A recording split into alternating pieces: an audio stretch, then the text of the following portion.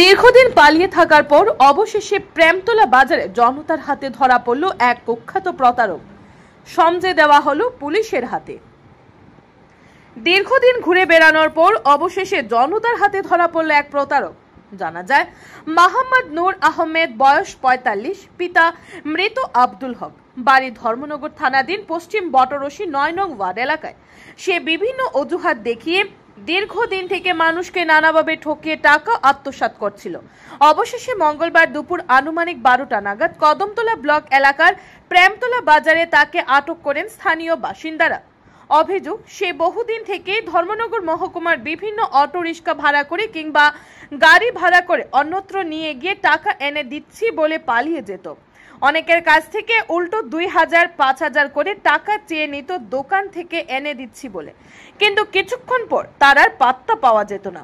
আবার কাউকে বলতো অনলাইনে ভাড়ার সমেত টাকা দিয়ে দেব, আমাকে কিছু টাকা দিন। এইভাবে পরপর মানুষকে ঠকিয়ে যাচ্ছিল সে। আবার ফোন করে কেউ টাকা চাইলে বা তার সন্ধান চাইলে উল্টো ধমকি দিত বলেও অভিযোগ। তাছাড়া বিভিন্ন দোকান থেকে সামগ্রী ক্রয় করে অনলাইনে টাকা দিচ্ছি বলে ভুল তথ্য দিয়ে কেটে পড়ত সে। ঠিক একইভাবে এদিনও জনৈক এক অটো চালকের ঠকিয়ে শেষ রক্ষা হয়নি তার। পরে স্থানীয় লোকজন তাকে আটক করে উত্তম মধ্যম দিয়ে চুরাইবাড়ি থানার পুলিশের হাতে তুলে দেন। এভাবে প্রতারণার ফাঁদে ফেলে অসংখ্য মানুষকে ঠকিয়েছে সে। তাছাড়া আরো জানা যায়, কয়েক মাস পূর্বে কাঞ্চনপুরের এক ব্যবসায়ীর কাছ থেকে বেশ কিছু টাকা নিয়েছিল চাল ডাল দেবে বলে, কিন্তু পরে সে পালিয়ে যাওয়ার চেষ্টা করে। যদিও পরে ওই ব্যক্তির তৎপরতা এবং পুলিশের সহযোগিতায় ধর্মনগর থানার পুলিশ তাকে আটক করেছিল, কিন্তু কিছুক্ষণ পর সে আবার একই কায়দায় শুরু করেছে প্রতারণা। এদিকে চুরাইবাড়ি থানার পুলিশ জানিয়েছে, সাধারণ মানুষের অভিযোগ মূলে তার বিরুদ্ধে একটি মামলা গ্রহণ করে তদন্ত শুরু করা হবে। পূর্বেও নাকি এই প্রতারকের বিরুদ্ধে অনেক অভিযোগ রয়েছে, তাই এখন দেখার বিষয় পুলিশি তদন্তে কি বেরিয়ে আসে। ব্যুরো রিপোর্ট, আর.ই. ধর্মনগর।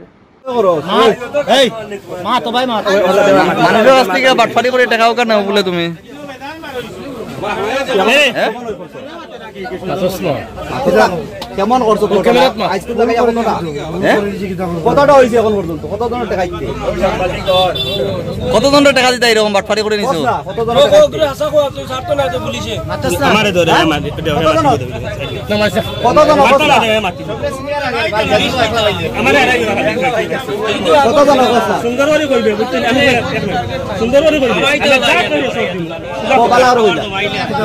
কতজনের করছো এখন পর্যন্ত? ও পর্যন্ত কত নম্বর সিরিয়ালে চলে?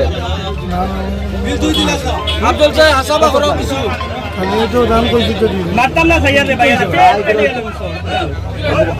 না এ প্রায় মোটামুটি গেছে না আইছে দুপুর বেলা আইয়া বলছে আমারে দাদা উদামও দিবা নাম দাইমু তো দি দাম 25 টাকা ঠিক আছে তার লইয়া গেছি উদামও করে গেলাম অনির পরে আসি কইছে দাদা আমি তো টাকা আনছি মাল লইতে আমার টাকা একটু কম পড়ে গেছে, আমার ১০০০ টাকা দিবে আমি টাকা দিলাম তো টাকাটা মানে দিই না ১২টা দিব ওই পরে ১০০০ টাকা দিবি আমি দেওয়ার পর তো আর নাই এবার তারা ফোন করার পরে কয় ওই আমগুলো কই রে তুই আইডাম লাস্টে আমার মানে উদ্যম দিয়েছে চুপচাপ জাগিয়ে বাড়ির তাহলে থাকতে নাই না ওই করে আমি টুকটুকুই আই গেছি মানে বাটফাটে করে সোজা কথা সেম টান লগে ওইরকম করছে সেম ভাড়া নিয়ে টানার লাগে এরকম আপনার লাগে তা করছে আমারে চুরাইবাড়ি ১ নম্বর রেশন শুভ পাইছে বাজা বলছে দাদা ধর্মনগর যাইব আমার বাড়ি তো প্রেমতলা, আমি দোকানের মান আনবো আর আমারে লইয়া সুজা ডাইরেক্ট 99-এর এখানে খুব বাজার থাকবেন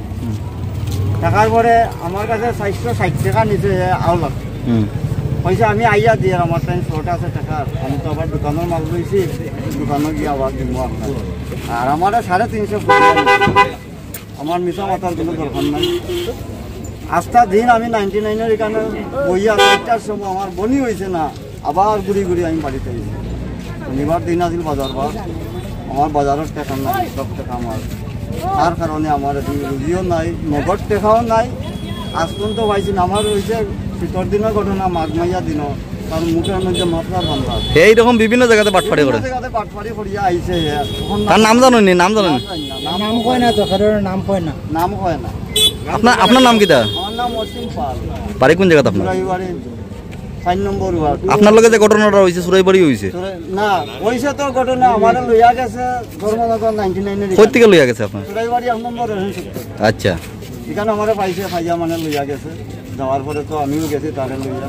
আর 99 এখানে গিয়া 460 টাকা আমার কাছে নগদ নিয়েছে, ইয়া করছে আমি আইয়া দিয়া।